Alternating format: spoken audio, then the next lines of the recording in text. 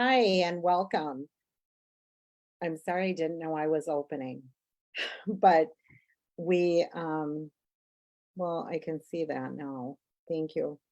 We're just going to open. This is the second part of a 4-week long series of webinar Wednesdays during Indigenous Peoples Month that will be having a variety of topics to speak with members of our community and staff and different ideas. But right now, we want to start with a little prayer just of unity that we're all a part of the big circle. I have some medicine lit and I have some in my finger, but I just want to say grandfather, grandmother, Wakantaka, Gijimani do, or however we know the sacred energy that is outside of ourselves that connects all of us. We want to welcome you to this virtual circle and ask that you will be a part of not just the thoughts, but the feelings and the spirit of our work and our words, and help to guide this conversation along. That it is helpful for those who need support and help, and that we are all learners along the journey in life. We are also all teachers along the journey in life, and that we have respect and hold sacred even this very breath that we have. Some of us are walking and have experienced sicknesses. We ask for healing and wellness. Some of us have survived many types of violence, and whether it's verbal, emotional, sexual, physical, they all leave marks on us. And we ask that you please be here and help us to bring our best selves to this circle, that we would share the information in a way that is useful for people to have more balance and feel more connected than they did before this conversation. We ask these things for all of our relations. And I'll just put the medicine I am holding in my fingers on top of the burning sage. So thank you, Afton, for asking me to open. Great, thank you, Linda. And like Linda said, this is our second installment of our Native American Heritage Month webinar series here at the Minnesota Indian Women's Sexual Assault Coalition. And today we have two invited speakers, Beth O'Keefe and Kateri O'Keefe as well. And so today's title is Intertribal Communities on Dakota Land, and really exploring the many identities, cultures, traditions, and ceremonies that we have here in Minnesota, Makoche. So we'll start off with some introductions of staff members. You might recognize some from the previous webinar. So Linda, do you want to go first? Sure, thank you. Wasaya Kwe Indigo Makwa Indura. My name is Linda Thompson, and I am the operations director here at the Minnesota Indian Women's Sexual Assault Coalition. I also have a long history of advocacy, probably starting, well, I don't even want to talk about it, back in the olden days. And there has been a lot of progress, and a lot of really good advocates that I've had the opportunity to work with, as well as some real strong, resilient survivors. So for all of those experiences, I am grateful to be a part of this circle today. And I am hoping to hear more from each of you. Thank you. Naida. Good afternoon. Just making sure my mic was on. Hamatakiapi. Hello, my relatives. Let me see. Let's see if I can do this. I haven't spoken in Dakota in a while, but let's give it a shot. Dakota ia Nita Medicine Crow Makiapi Crow Creek. Oyate Dakota Oyate Matahan. Hey, I come from Crow Creek, but I also come from here. I was born here in Minneapolis in Bideota. And then I currently live in Indonesia, Ska, which is St. Paul. And I recently started with the Minnesota Indian Women's Sexual Assault, probably in September. So I'm pretty new, but I'm just grateful to be here, and I'm grateful to share space with you all and talk about some things in our community. So thank you so much for having me. Great, thank you. My name's Afton Delgado. I'm a enrolled member of the Lakota tribe as well as Santee and Siston. So Minneapolis is my home. My families have a long history of here being in Minnesota Makoche and specifically the Badote area. So I'm so happy that we have Beth and Kateri O'Keefe here. So I'd love for you to share a little about you, your family, and some of the work that you do and how close that your relationship is with MUSAC. So thank you. Well, I'm Kateri O'Keefe. I'm a former circle keeper with MUSAC. My term was done this last October. I was on the, so we work for Minnesota Indigenous Women's Society, and we're located in Redwood Falls, and we serve Lower Sioux and Upper Sioux communities, the 4 counties that cover those 2 communities, and then anybody else that needs help. We work with predominantly Native women, but we've had others and many different backgrounds and cultures as well. I'm the number 5 out of 6 kids.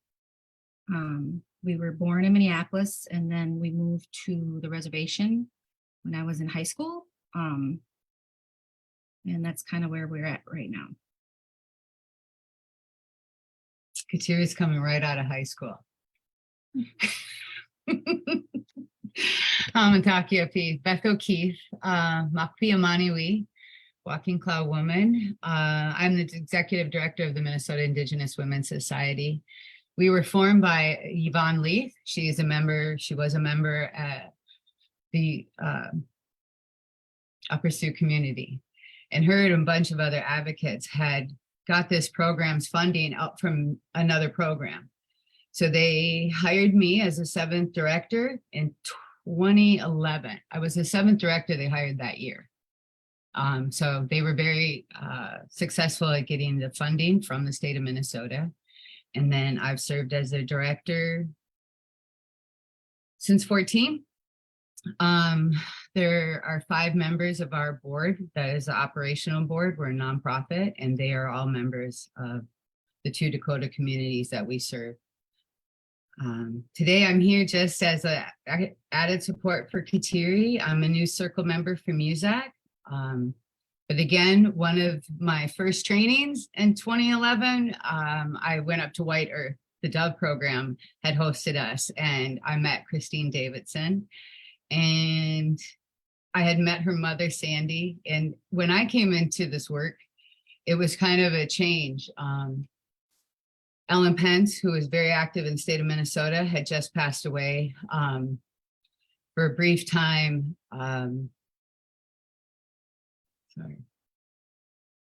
Tilly Blackbeard, I had an opportunity to meet her and to work with her, and to have people like Linda Thompson in my life that have really helped help us, provide a good program in southern Minnesota for the people that live in our communities. So very grateful to be here, part of the conversation.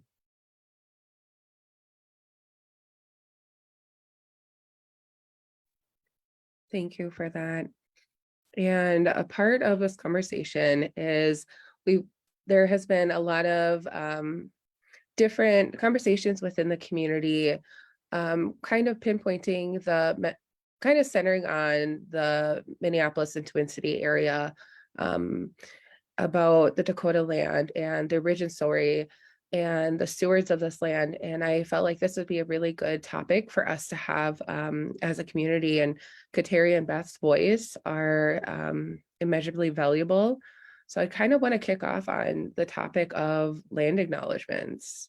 Where do we feel on these? There's been a lot of different conversations, contention, some maybe not as authentic as they're intended because the work is not behind it. But how do we feel about land acknowledgements here in predominantly white institutions, or do we see value to our communities? I guess I haven't put a whole lot of thought into it because my personal experience with it, I've only ever heard it a few times. The few times I have heard it, I feel that it's kind of ungenuine and just trying to just make us happy, because I feel like it just like they don't know enough about it to really talk about it. And then I think it's just to like poo-poo us away, and like, so that's kind of where I'm at with it, that it doesn't do much for me, but that's just me. Other people might really like it, or I just kind of don't see it one way or the other.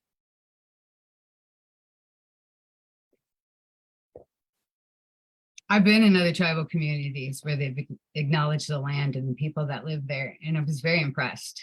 When I had heard a land acknowledgement through it's a non-native program, and they happen to be based out of Minneapolis. And I think too, it's just everyone's tendency to do things in an alphabetical order. So when they talk about this being in the Anishinabe's homeland, the Anishinaabe and Dakota homeland, I love my brothers and sisters. But it is very difficult when this is Dakota land. And when we do have mounds that for thousands of years, people have acknowledged that this is our homeland. And not that there hasn't been other tribes that have moved through here. I think that this piece of central United States, or what's considered the United States, I think it was a very rich trading place. And when Kateria talked about that she was going to do this work with you all, I had printed out some of our treaties, because one of the first treaties, the Prairie du Chien Treaty that happens down near Wisconsin, that is to make sure that all of us tribes can get along. So in that, they acknowledge the Iowa, the Chippewa, the Sac and Fox, the Menominee, the Winnebago, the Ottawa, and the Potawatomi. And so I really feel like if people wanted to make a land acknowledgement, we would have to start looking at history and talk about the real history of this land and the people that lived here.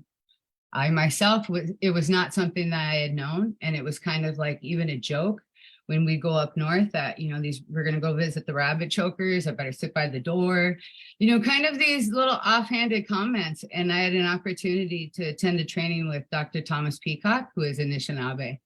And he explained to us their prophecy stories and that rich understanding of. So it's not to say that I don't recognize that the Anishinaabe have lived here for a long time. But what I do want to recognize is that the Anishinaabe also have an origin story. And it didn't begin here. So, but for the most part, I want all of our women and children to be safe and taken care of. And that was a value of the Dakota people. And so for me, to understand that this is Dakota land is to understand that people are safe, that people have access to resources. So in that case, like, it's very important.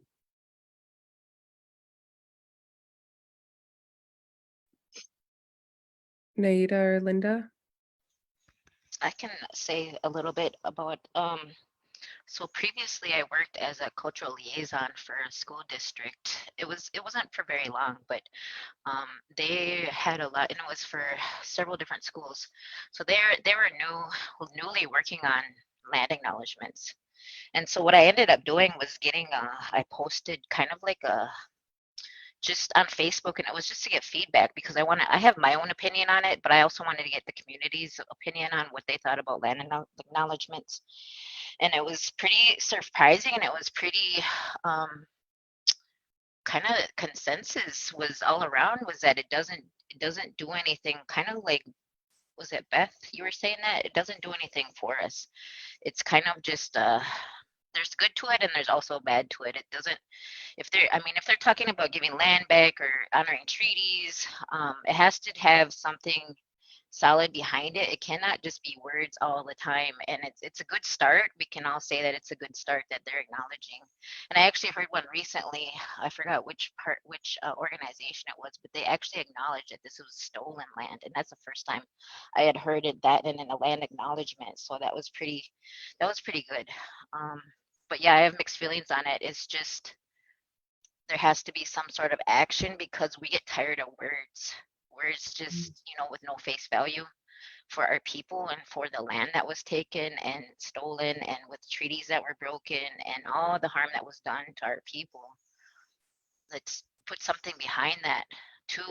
But it is a good start. That's kind of where my feelings are at. I kind of have mixed feelings about it myself. So, but from what I did hear from the community, a lot of the community were saying the same things, that it was just kind of, what is that going to do for us?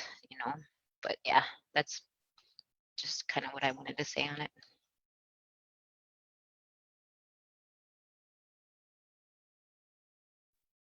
What I was thinking of is through our membership, we travel all over the state and try to visit with the tribal programs that are part of our membership.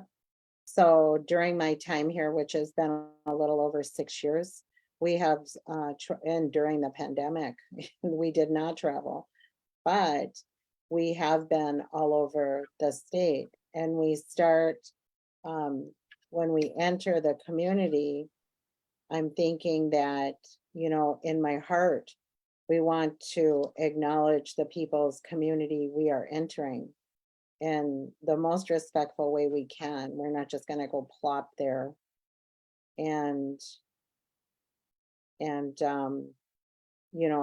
set up meetings and not use the resources, not have them be a part in a respectful way of what we're doing, because the work we do is to end sexual violence and provide technical assistance, training, education, and support to the advocates on the ground providing the direct services. So that's our focus, but we also know that that is encircled by all of the things and that have happened to our people and been experienced.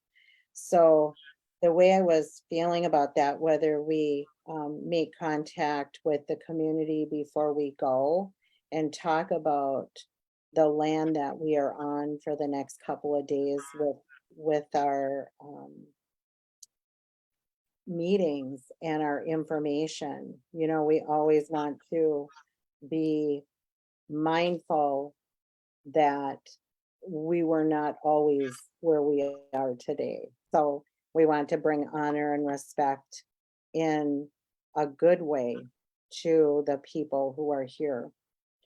What had happened with some of it was, the oppression with the impact of all of the things that have happened to our people historically are the things that have brought many traumas and have led to the many things that have happened to our people that we're still living with right now. So there is an emphasis in many communities on healing and unity and restoring the circles.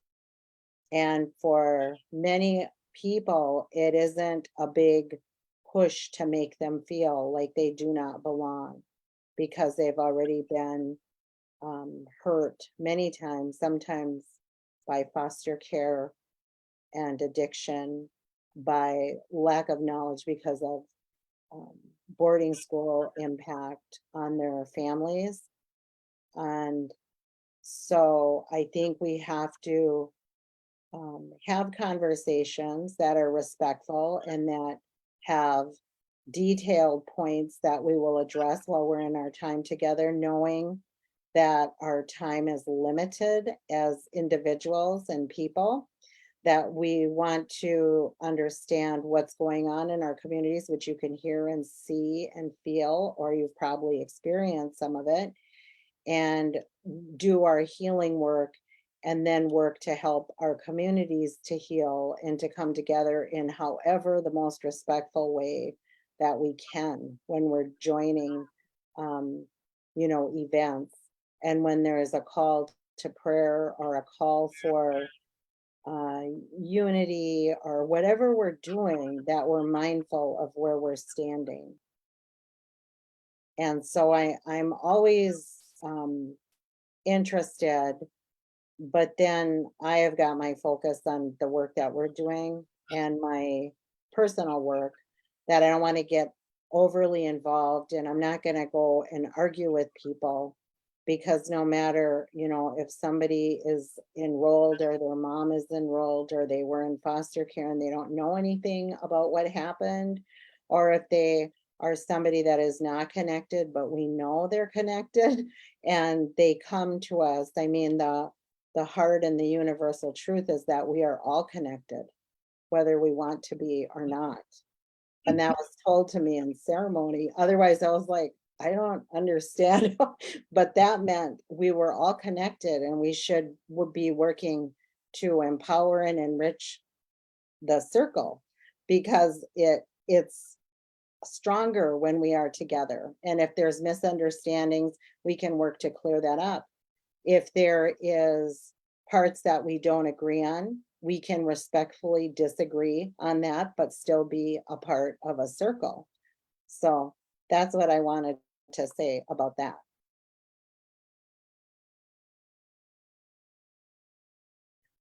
It kind of makes me think of when we talk about like borders and we talk about territory and lands, it often gets reminds me of like wartime, when there is that scarcity of resources can only extend this far within a legal or political border. And we have reservations for this time, or Indian country, even in the work in the movement, we see that there are limitations with, public land, incorporated land, and where does Indian country extend for? It just makes me think that we've been put in this position, this very vulnerable position, where we need to establish that this is Dakota land. And also, although it does bring a sense of pride, the purpose of us saying that is that we want to revitalize the traditions, that this is a place where our mothers and parents gave birth. This is a sacred place. Or this is where young people can learn to harvest, and there's major work being done. But it almost turned into a wartime where we're claiming the land, when really we've always been a people that would allow the full function of other tribes and trading. We had trading posts. And it's just like, this is a place like a metropolitan place of a Dakota community where we are on a waterway. And it just makes me think that we've been pushed and minimized so small that we are having this land as ours and only ours, when a lot of our families are of mixed heritage. My partner is Ojibwe, but my family is Dakota and Lakota. And I've been invited, the Shnabi are great guests. They're great hosts also, they've been so welcoming and sharing our traditions. And I think it is, most appropriate that we do the same, that we do hold people accountable to knowing that, this is Dakota land, but it is also ours to share. And that a part of our revitalization is creating allies with surrounding tribes, that we can all spend time here and learn about each other. It just makes me think that, we don't need to live in a wartime era. We're fighting over parcels of land. So thank you, Naida and Terry and Beth, if you have anything to add also. Well, I think part of it, you made me think about, because our family, of course, our mother's from here, from Lower Sioux. Her father was full-blooded Mexican. He came from Texas. But our father is 100% Irish. His whole family was Irish, but they farmed this land. So our grandparents are from Hastings area, which our other part of our family was at Prairie Island. And then our grandmother's side came from Hutchinson area, not far from here. So on both sides of our family, they felt the connection to this land for centuries. And somehow it still comes through us today. I feel a little different than other people, like I think they could, as farmers, they could feel that, their lives depended on the land, just like we did. Everything that we got and needed came from the land. Everything they needed came from the land, just in a little different way. But so I can see that growing up in the city, I didn't see much of that, because you're a city kid. You just go to the store and you get a chicken and a pack a hamburger, and don't know anything about growing food or doing food or anything about how things are until you come out here in the country and you see like how animals are taken care of and different things. And our family didn't come from hunters, so I don't know anything about the hunting stuff. And but I do see that how how even just as regular old white people, they truly believe that the land was important too, to the core, that everything we need is in the land. So I don't even know where I was going with that, but Just want to say, I really want to see how you sign regular white people. sorry. Sorry, that was inappropriate. And this is something that we were visiting with, you know, we really do feel lucky. Like, we lived in the south side of Minneapolis on 35th and 36th, and my sister still has a home there. So I always have felt really blessed that this is where I got to live.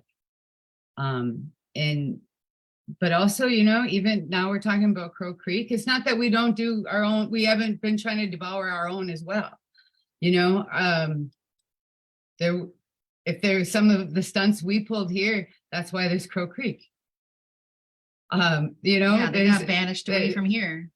And you because of know, us. yeah, and when I visited Wounded Knee, and you know, to think about the western gate of the Osheti Shakoween, and to think that, you know, my great grandmother, she was alive as a teenager while this massacre happened, right? So really, how much offense can I take? You know, I haven't lived through so many of the tragedies, and in fact, it has been because of the way that they lived and the things that they did that I'm here, that we're all here, that we're going to have that seventh generation, right? And so part of some of the artwork that I do, that, you know, Kateri and I in our work, we've kind of built up to doing more artwork, creating more, wanting to connect on a level that, you know, really attunes with our value system. That's been very important to us. And because we've had all those things, we've had the medicines here, right? That we've had access to so many of those things, and even our other Dakota relatives have been very generous. But the one thing I want to bring up too, that did happen in the time while I've been doing this work, is that there was some extra money. I'm sorry, I'm funded through the Department of Justice, OJP, through Minnesota. And at one point they had some extra funds, and they went and visited all the tribe. They went to visit every tribal community and asked how they thought it should be split. And the one thing they agreed on was that we shouldn't have to fight each other for it. And I think that really has been evolving, right? Because even with the George Floyd, with all those riots, and even prior to that, when Muzak had started their walk, you know, on Valentine's Day for the missing and murdered Indigenous women, you know, I remember Nicole Matthews saying, I didn't know if anyone would show up. And have they shown up? And I really think that that's all of our allies. So, I mean, we even talk about these Muslim communities, right? Like the evolution that happens right there, and those conversions of those rivers, you know, I think it's a powerful thing. And as a Dakota person, yes, that is important. But I didn't have anything to do with it. And I myself am of mixed relation. And, you know, my dad's family, when they came here for Ireland, like, they didn't own that land there either, right? There was no going back. They were starving. And that's something that we certainly identify with here. So if it sounded as though I want to exclude people, I don't. You know, when Linda started speaking about belonging, how important that is.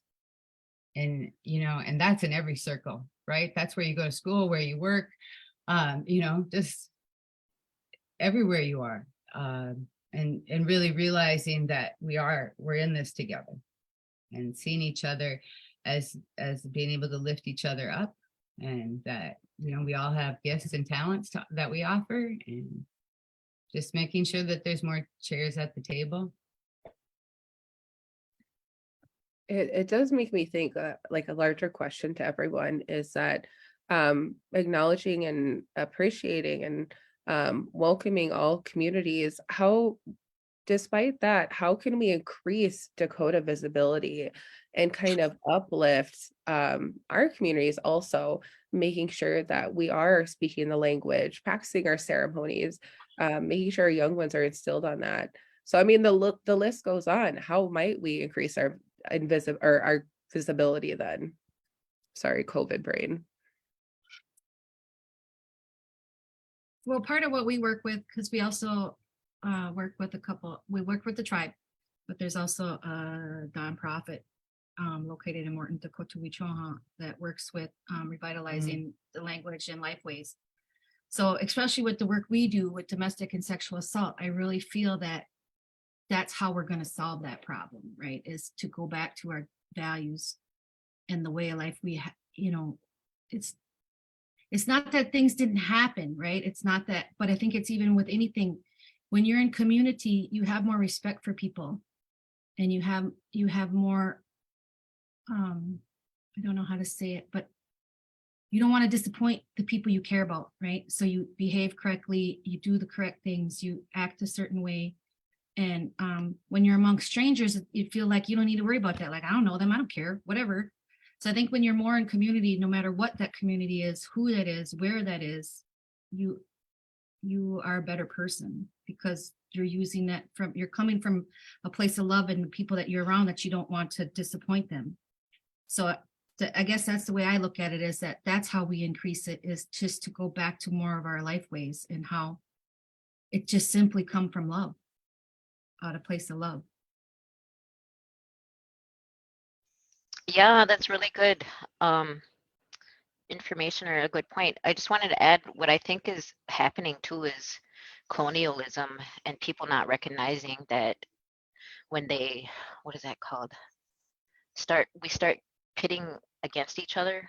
I really feel like that's colonialism at work, because I think that's what they wanted us to do, was not to get along in the first place, to be fighting over land, to be fighting over resources, to be fighting over, each other. So I think that's intentional, and I think we should try to recognize that individually, and work on that ourselves individually, by recognizing, you know, this Dakota versus Ojibwe or Anishinaabe issues that have come up recently with the land and ceremonies and protocol and all that sort of thing. So I just wanted to kind of contribute that idea.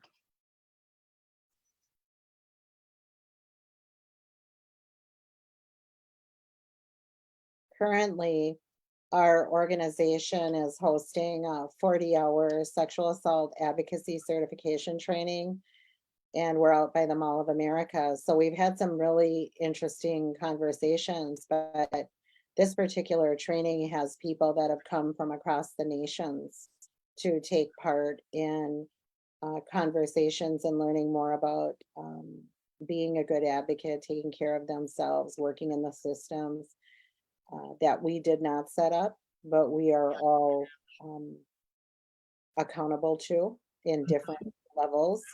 And the system is set up so that only certain people benefit it, and it's not us. So I think that the sooner we realize that, then we can, whether it's by telling the truth and our truth in the way that we best understand it, and sharing what values we know, and listening, that we can be a stronger community. And it's, what Afton is saying and what I've heard being said is, I was asking, because I am Anishinaabe.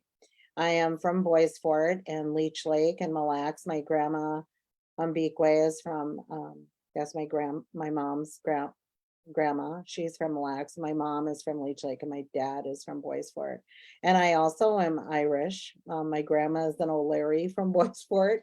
And so I have all these feelings about it. But to be honest with you, I am also from Southside Minneapolis, and I went to Madison Elementary and Phillips. And what happened though was that most of my family didn't know very much about the culture and the language. And so those things were not a part of my life. I still knew who my relatives were because we visited and traveled, and I knew who all my aunties and uncles were, and I have many, many cousins. But there's many people in our communities that are exactly in that same circumstance. So we're not at a place to be fighting.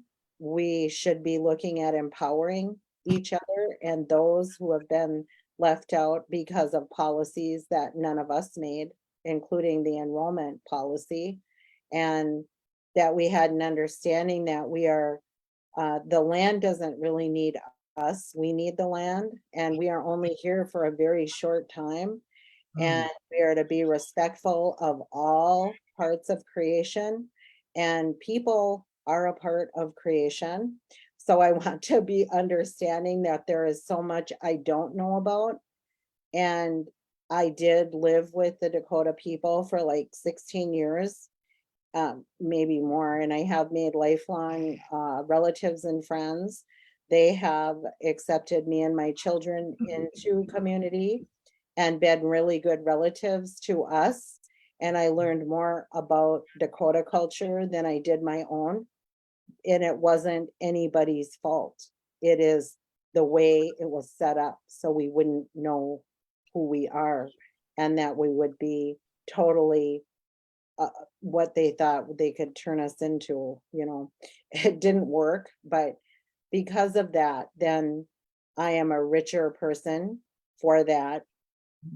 And my own people have many gifts also to share. And a lot of that is based on universal truth. And so the values, when you look at tribal values, many times are the same or have the same meaning. And there is ceremonies. So when you say someone is your relative, that is the way you feel. And sometimes because of how our families might be and the traumas that they've experienced, that maybe they are not the teachers of these, but these values and lessons and different stages in life. But Creator will put other people on our path to help us, and they become relatives. And that didn't mean that they're not really my blood relative, or whatever we want to say, because we have that same feeling in our heart about them. And especially kids that are in systems. And I was a foster parent for many years, and I am an adoptive parent. And I have women that call me mom that I did not give birth to, and lots of different people have a sense of responsibility. And it is an honor and a place of trust to be in community with many people and just to bring our best selves forward. I'm thinking that sometimes when you hear and see people, during conversations and conflict or disagreements is where we come to other understandings. It's, we're not gonna, we don't know everything we're gonna know, and we don't know everything, but we know more than we did yesterday or 10 years ago. And we have to be patient and respectful to other people who we think have misinformation or wrong information, or they're not doing it right according to whatever it is we may think, and be receptive and still be inclusive to people that are different than ourselves. There's lots of ways we can hurt people with the way we not only speak, but the way we think. And then that moves into how I feel and then how I'm interacting with the world. So the healing part is continuous also, because life is hard and the kids need us to get along, and they need us to be good relatives, to show them how to be good relatives, because the world will show them something totally different. And the messages that sometimes they get is that they don't belong here. And that's the wrong message, especially from us, their own people.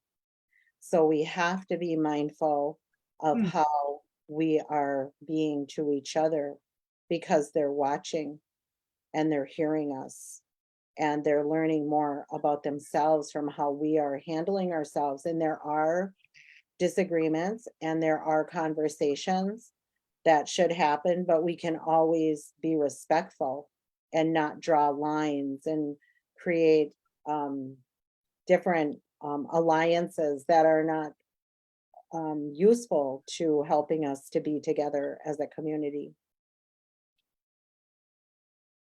The end for me. No, I'm just kidding.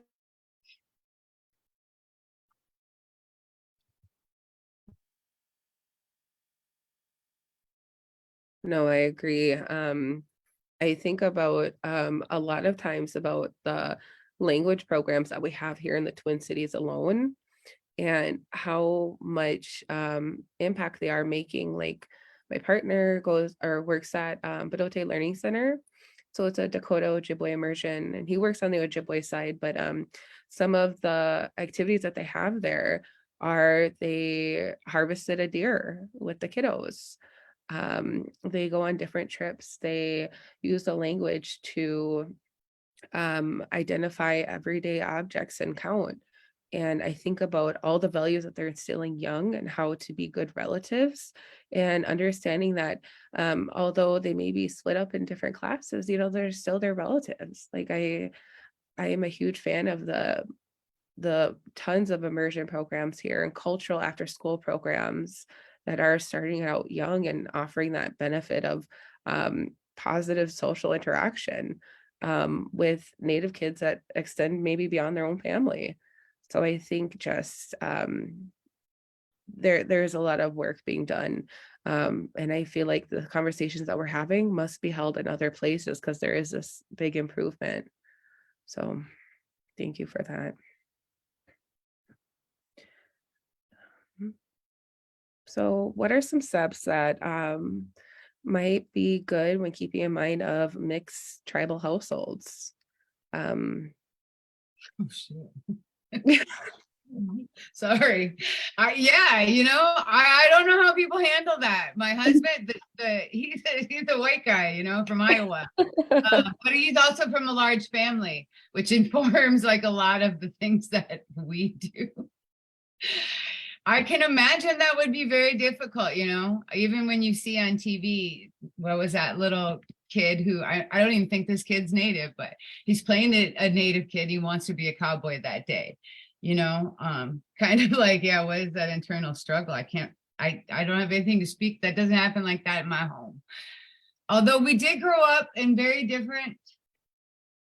with very different relatives. And you just knew some of that stuff doesn't going to fly at the other place. And there were other things too, like my mom's family. I felt like, oh shit, who's watching?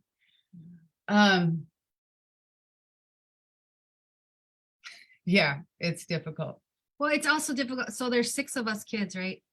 And out of the 6 of us, we're all 6 different colors. And our second sister is very brown. I look at myself, I think I'm white, and I forget that I'm not white. When I see all these white kids that I go to school with, and I mean, so we went to Catholic school too. So we were the only brown kids in the whole school. I think there was one black family and us brown kids. Otherwise, it's all white kids. And I thought I would look like one of them little blonde-haired white girls until someone tells me, oh, no, you don't. But my sister, our second sister, she's very dark. And so I know her experience going to the same schools, being around the same families, even because at Catholic schools are like Native, it's all the same families moving around in different bunches. So it's kind of the same. So I went to school with the younger kids, that she went to school with the older kids, but I know she was treated very badly and very differently than I was years later.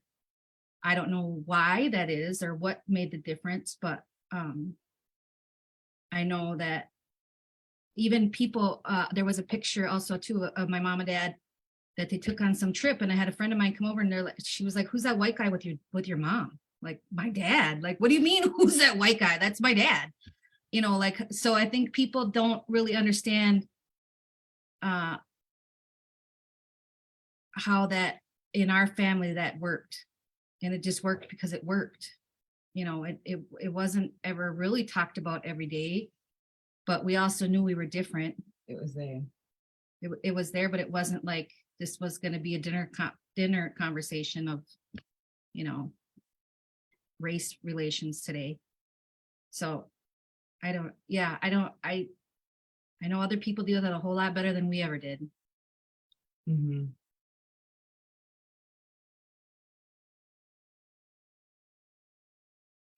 You know, I kind of think about this often. My family lives in Sioux City, Iowa. That's where our family was after a lot of the different camps, and then the rest of my family was in Pine Ridge. And I even think about when it comes to like family planning, like what might that look like in a mixed Dakota, Lakota, Ojibwe household, even when it comes down to and bringing your little one into the circle. And there's some cultures that go that advise against that. But how might that be with a child with a mixed identity like that? And these are a lot of times of if I go to a relative in part of one culture versus another, you'll get different messages. And it comes down to wanting to honor both ways and both traditions, but making sure you're doing it in the best way within the community and doing right by your own kid as well and staying truthful to your own values. Like, there's got to be other people having these same thoughts and questions of, you know, which ceremonies go to or which do I follow and still be a part of it. I don't know if anyone else has ever had Well, those. and I know, so just in our house, our other sister has a son who comes from mixed race. And I know my sister has a daughter too that is mixed. So their hair is different than ours, right? And that makes a difference because I know I've had a friend that was part Black and Native, and that she would get questioned about her hair being different, her skin being darker, and the things that she had to deal with, that because it didn't fit into the norm of Native. You know, your hair's curly, you shouldn't have curly hair. Like, well, but some people got curly hair. And so I know that, you know, it's hard for them, and then to explain that to people that don't understand that at all is hard. But I think, yeah, being honest and open and talking about it, it can help other people to understand that we all look different. And even from the same family, the six of us, there's six, you know, we're all different, but we all come from the same parents. So sorry again, I'm off track. Here's one thing that I had thought about when we were talking, and I really feel grateful that you know, Kateri had decided to take a spiritual path in life, and part of her socialization was my mother's sister. Now, my mother will tell you she doesn't believe anybody should ever have to suffer anything. And if there's somebody around, she'll cook for you in a second because she just wants to feed people. But she, that was not her way of life. And that was something that my sister and my aunt did. And this other nephew, that is not the way his mom lives. You know, she doesn't practice spirituality. So he's kind of come to Kateri, and, you know, I help a lot, and we just take him with. I mean, since this little guy was born, he sang. And so where that comes from, right? It's just about having the time and the space and recognizing that, you know, that's to encourage those people, you know. I think that's how people get through it, because I don't know what I would have done without my aunt, because I often wonder, you know, my own behavior, like somebody helped that along. It didn't just happen. I wasn't born with something somebody else wasn't born with, you know. And when Linda, like, opportunities, maybe sometimes they don't come to your area. You know, when you talk about the different language programs, they've have these programs here, right? But there isn't, like, we have other people from other communities, but of course there isn't somebody that's established that the bilingual part of it. And you're right. I think there's a lot more of that. The intermarriages and the people getting together.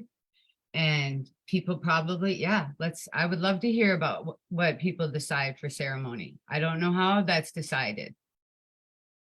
So thanks. Living in a Dakota community when I was in my early 30s, I did not understand many of the things that were happening because it was different than living in South Minneapolis. But I think whenever we enter, it is with respect and the understanding that I don't know all of the things. I can't understand the words or what they're talking about, but if you have somebody who is supporting you or who cares for you, they'll help you to understand, to kind of bridge. But the message of the spirit is always the same, and it is inclusive. It is not exclusive. It is always compassionate. It is not condemning. I've heard of those ceremonies where people get slapped and stuff, but I never seen that happen. And I didn't, I was hoping that would never happen to me, but that it didn't. Thank God, I'm really grateful for that. But I had heard of it, but I didn't see it. But the ceremonies, I had many of them. And my children are mixed. They're both Anishinaabe and Dakota, and they're members of the Dakota tribe. And all of those places, the people extended an invitation to me to come and to sit and be a part of it. And one of their elders, who's a language culture teacher at their college, she told me, she said, you will have to learn the language and the customs of the people. She said, if we weren't in this day and era, she said, your very life would have depended upon it to understand what we were doing. And she said, in all these spaces, you are welcome. She helped me to learn more about my relationship with the drum and about my conduct and how I'm to carry myself. And my spirit would know if it was wrong information, because you get the feeling they're telling you the truth. They have nothing to gain by misinformation. And then there's the people who are not healed enough, but are giving instruction. And for my children, I've exposed them to many things. And at the end, it is important that they find a place to be comfortable. I said, it's not important to me that you do all the things I do, but that you find a way to connect with the energy that is bigger than all of us. It's not, the whatever language you use is not important to me. It's that you are trying to make that connection, because that's where it will happen, is you trying. I can't do it for you. So every song I knew, I taught them, and everything I knew about different medicines, I taught them, because I think that's my role as a mother, is to try to help them. Some are resistant, some are embracing.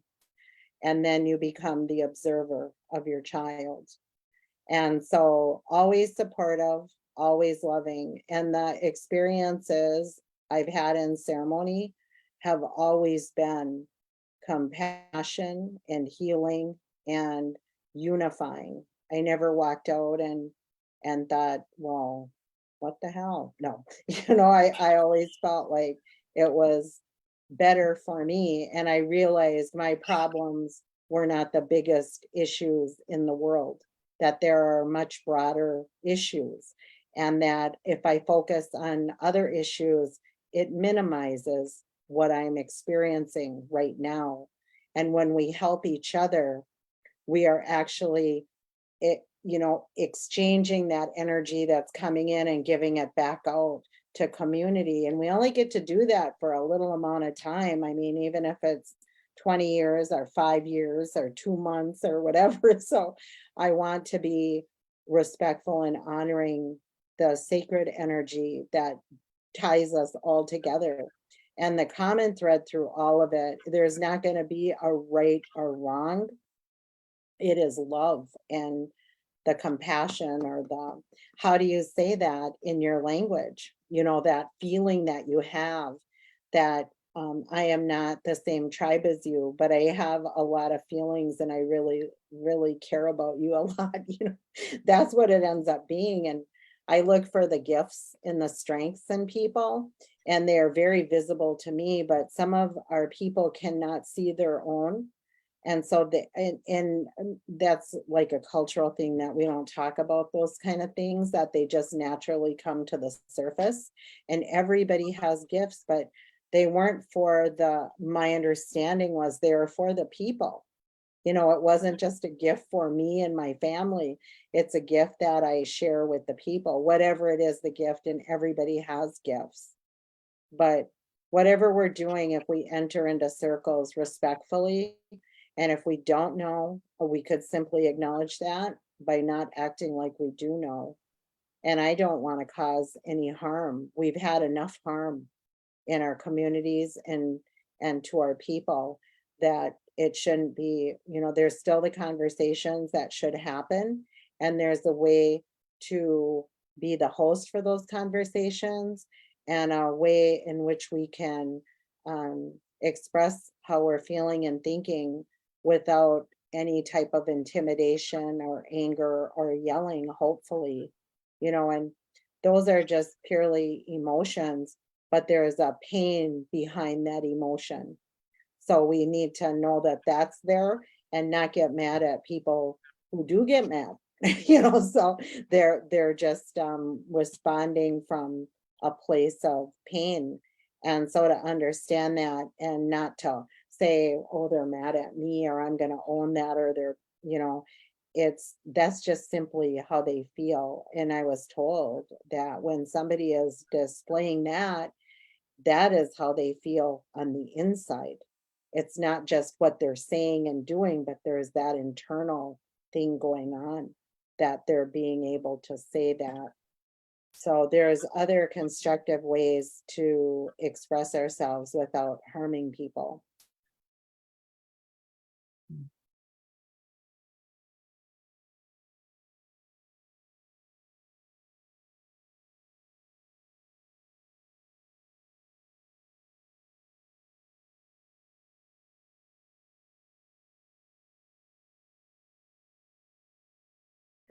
And I was just thinking a conversation that I had with Naida earlier, and she had brought up the exile.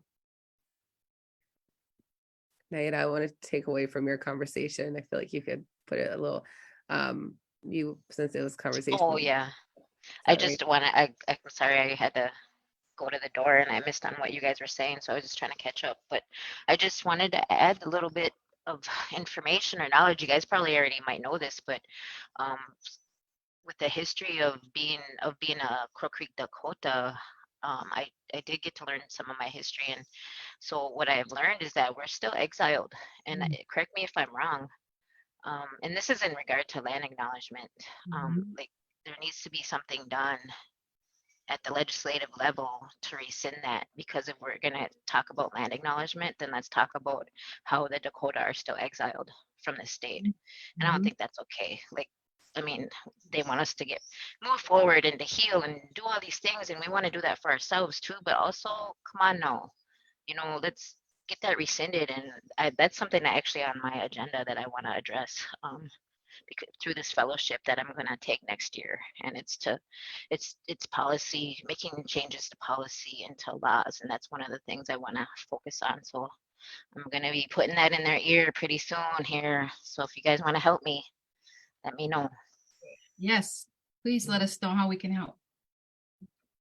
There would probably be a strong community to do that, because I didn't even understand how that happened until Kateri explained it at one of our membership meetings, that people were put into communities but not acknowledged. You want to talk a little bit about that?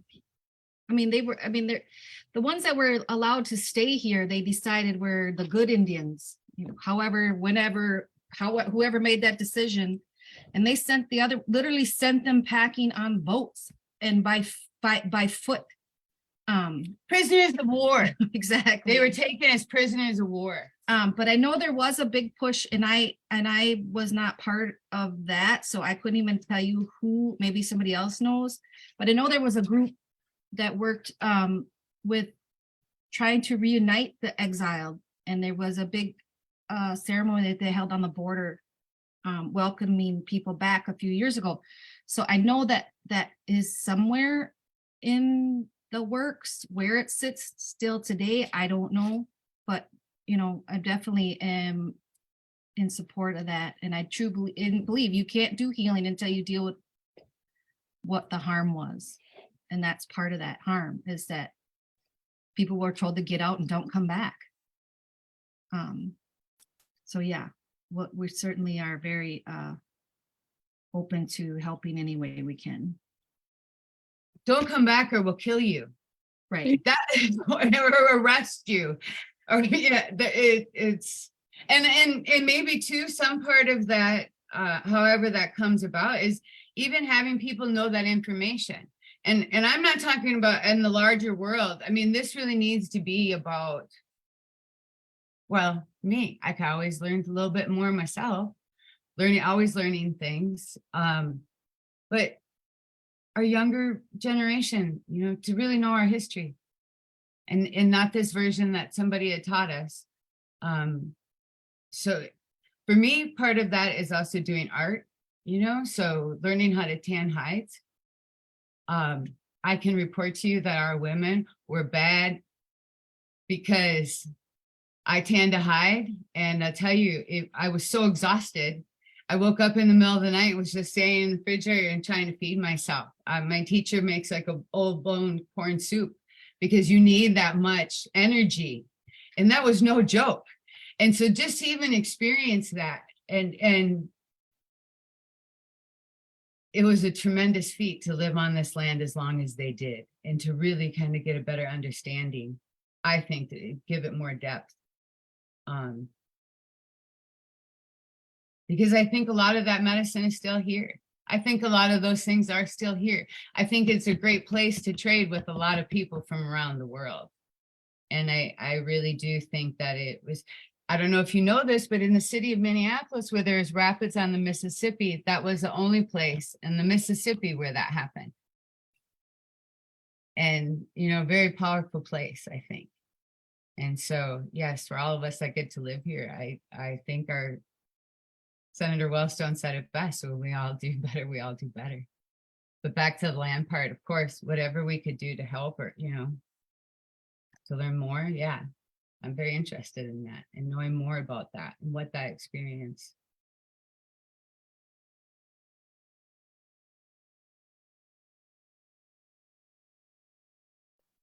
Yeah, I think it wasn't until, I would say, when I was in 8th or 9th grade, with Anda Young, when we had this simulation about the different concentration camps that Dakota people went through, did I really understand that that this is very recent in American history, and that a lot of what took place during those times kind of dictate where we are today. And it just scared the heck out of me. It was with, what's his name, Colin Wisa. He threw a baby, and it was just so emotional about him talking about how the walk was when the Dakota women were carrying their kids, and the babies were just taken and Murdered right in front of them. Murdered. Not even just taken. They bashed their heads in. And I was just bawling my eyes out, and I, you know, stood there. And then, you know, then when I went to the U and just learning more about it and being active and learning about the land that we're on, I think that was one of the first times I ever seen a land acknowledgement. And that's when I was just under the impression, like, you know, there is a lot of accountability in our words, that, you know, even though it is just a start, like this is acknowledging the pain that people went through, and the pain that people are still going through because of those actions that took place. So I think a lot about that. And I also laughed a little when you said good Indians, because I'm Santee and Sis, and I'm like, oh, I'm just a Moshika. No, just the worst over here. No, I'm just kidding. No, but I appreciate that, and thank you, Naida.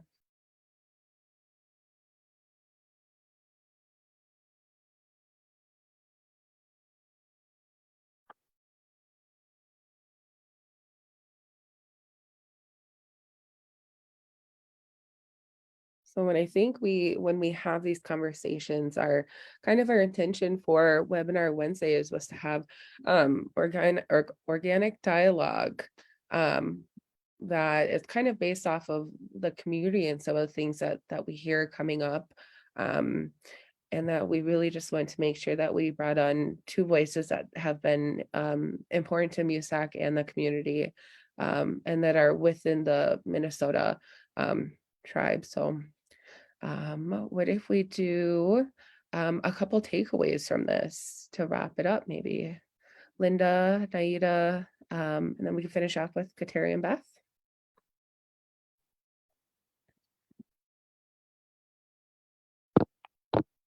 I was thinking of some of the things that Naida said, that those, well, that everybody said actually, but that we are at a time where we could bring these things forward, and change the direction that the history is being carried. So I think that with so many people knowing the truth and speaking the truth, that we can align, and with your allies and your voice and your words and your heart, we can get these things changed. We're at a place with having support in the places of leadership that I think we may not have been before. So we have their ear and we have some of their heart. So I think that we can look forward to having more truth being said and more opportunities to change the way that we feel amongst each other, even that we feel like people are validated, and that there is an understanding that this is really a part of the story of this area also, because I think so many don't know those stories. The first year I moved here, there was a group of women making ties with willow for every woman and child on that walk. And so they invited me to come and to make the ties with them that they would take and they would put along the walk that was going to be happening shortly. People aren't born knowing those things, and many of the things that are true are omitted from general education. So you have to be taught those things, and it's not from a place of anywhere except wanting the truth to be known and to have an acknowledgement, a validation, an apology from the harm that was done, that still is in many of the systems that we are living in. I'm not sure how that might look, but I know that it won't happen without action. So I think the gathering of that information is important. And I know many of the children I know don't know.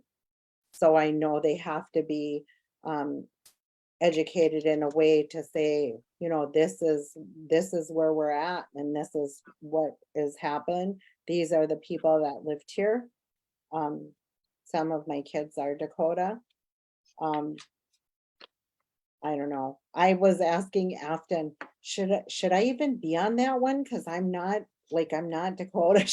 And she highlights to me back. It was what was the words you had in that little area you sent out to us, that little piece that came, something about relatives, other people, because we also have the Ho-Chunk Nation here, and there's Navajos, and there's all kinds of tribes right here in the metro area. And we On top of the First Nations that crisscross that border like daily. Yeah, and I think, you know, when you think about what Beth was talking about, that it's the only place in the Mississippi.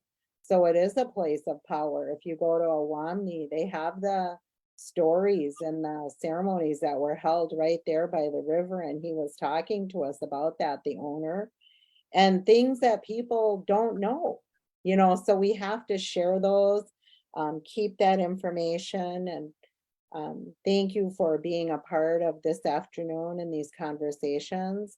And I am honored to be sitting here in this virtual circle with you all. So that's my words for the day. Thank you.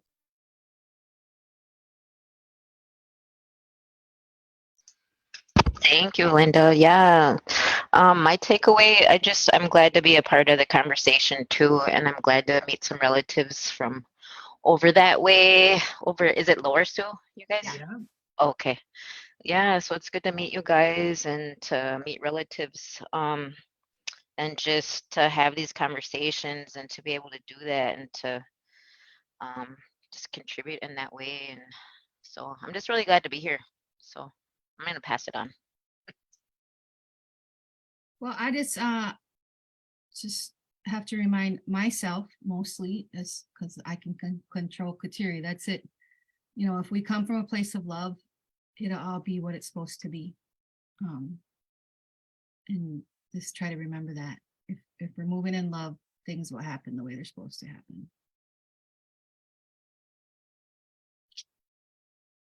Well, and we never said this on the get-go.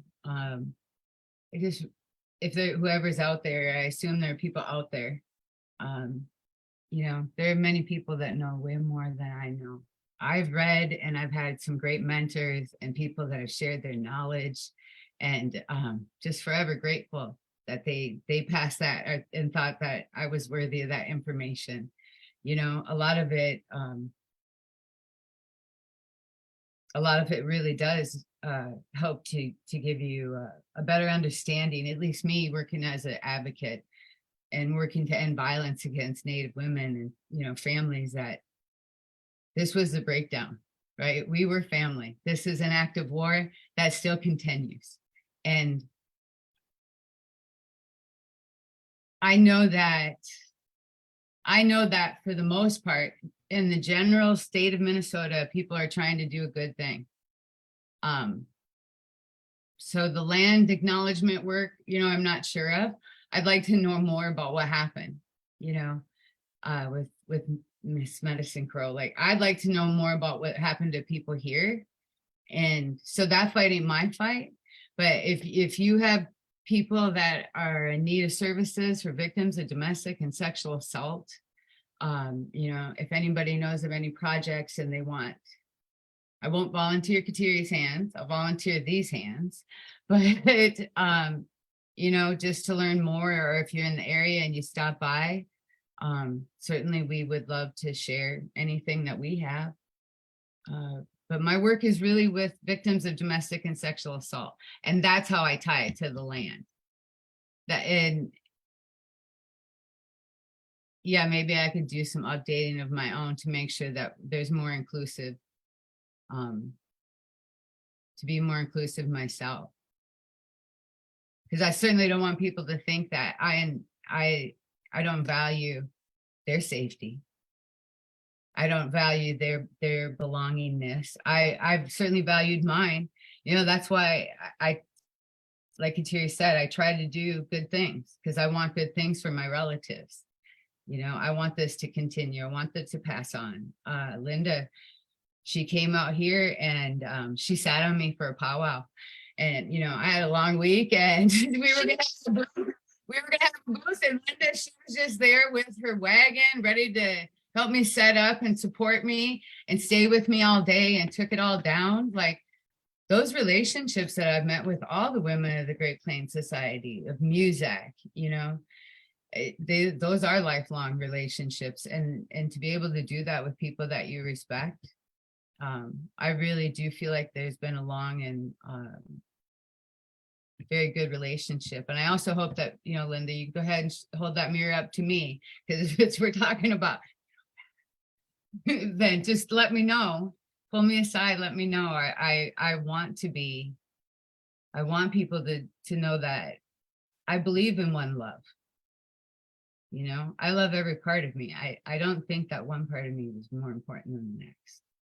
And yeah, we can be of some service. We're down here in Southwestern Minnesota, 507-627-HELP. Thank you for letting us be a part. Thank you. Sorry, I gotta take it's my mom. I better take this. Shit.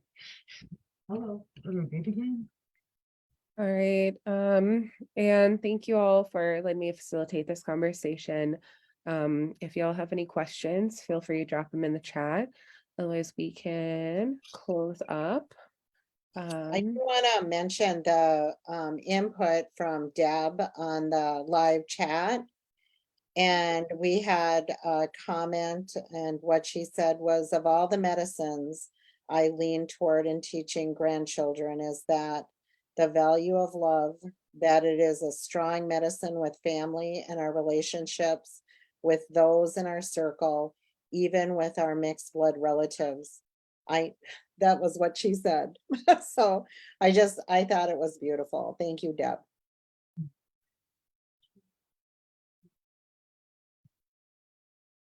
Thank you, Deb, and everyone.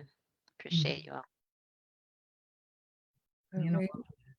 And we will have our next conversation next Wednesday, continuing strengthening the circles, same time. And you can find us on our Facebook page, MIWSAC. So, all right, thank you all. Till next time. night.